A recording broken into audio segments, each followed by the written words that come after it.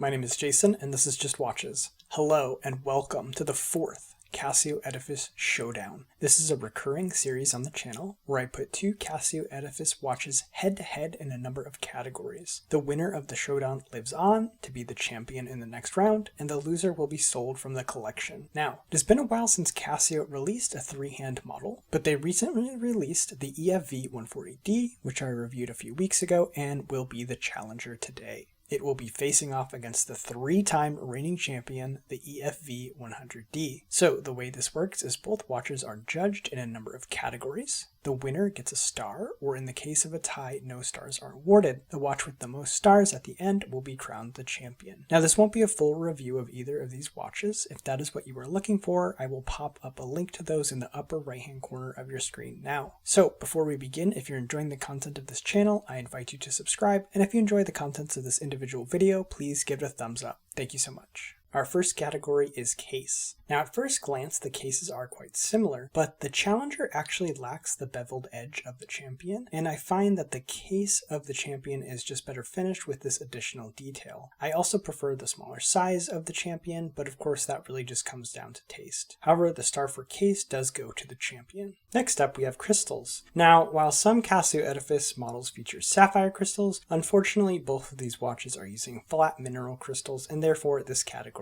is a tie. The next category is dials. Now both dials are very nice, but I'm really impressed with the dial of the Challenger. Not only does it have a slight sunburst, but these horizontal etched lines are really well executed, especially at this price point. So the star here goes to the Challenger, and we are tied up 1 star to 1 star. Next category is hands. So the handsets on both of these watches are similar. We have an arrow tipped hour hand and a long minute hand. Now while I like the sleek handset of the Challenger, I can't help but prefer the slight splash of color on the second hand of the champion. The Challenger is very monochromatic, and while that isn't a bad thing, I find the color on the champion endearing. So while these hands are very similar, the champion wins out ever so slightly here. The next category is indices. The indices are very similar. They're white in the center and high polish on the edges, and both styles catch light very nicely. I think the style of indices fit their respective watches. The champion uses more squared off style, but this matches the more squared off style of the hands, and the Challenger uses triangle indices, but these seem to match the sleeker handset. So I will call this category a tie. Next we have Lume. Now Lume on Casio Edifice models is not a strong suit in my experience so far. The Lume isn't very bright and doesn't last very long. However, in this particular case, the Challenger only has Lume on the hands, while the champion has Lume on both the hands and the indices. I'm not sure why they didn't Lume the indices on the Challenger, but because of that I will be forced to give the Lume star to the champion.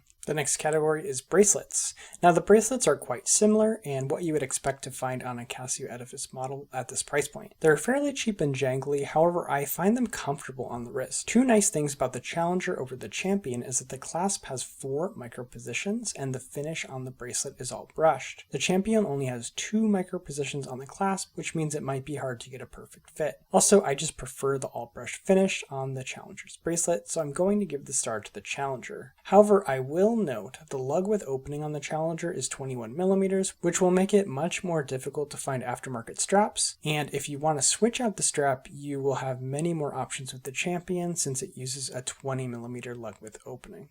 Now for the movement category, well, both of these watches use the exact same movement, which is the Casio Module 5507, so this category is going to be a tie. Okay, the score sits 3 stars to 2 in favor of the champion as we move on to water resistance. Now both of these watches have 100 meters of water resistance, however the champion has a screw down crown. While the screw down crown doesn't add water resistance, it does protect against accidentally deploying the crown, and based on that I will award the water resistance star to the champion. Finally, we have the overall category where I will award a star to the watch I prefer overall. Well, with the smaller size, the screw down crown, and the 20mm lug width opening, I still prefer the champion over the Challenger. While the Challenger's dial is really nice, I'm not thrilled about the 21mm lug width opening as I love switching out straps on my watches. Also, the size on the Challenger is a bit larger than I like, but this obviously comes down to personal preference. So there you have it, the champion wins the 4th Casio Edifice Showdown 5 stars to 2. Sadly for the challenger, the EFV-140D, this means banishment,